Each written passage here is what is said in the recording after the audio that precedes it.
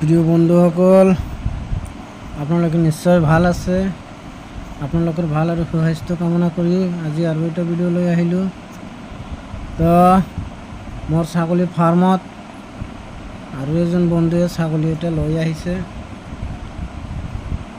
Breeding কৰাবলৈ।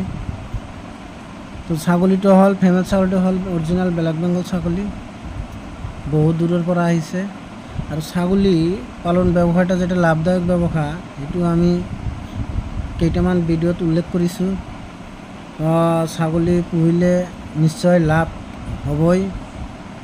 এই ছাগলীজনী মানুহজনৰ মুখৰ পৰা শুনিলোঁ 4টাকৈ পোৱালি দিয়ে, তাৰ কাৰণে ছাগলীটো মোৰ ফাৰ্মত লৈ আহিছে।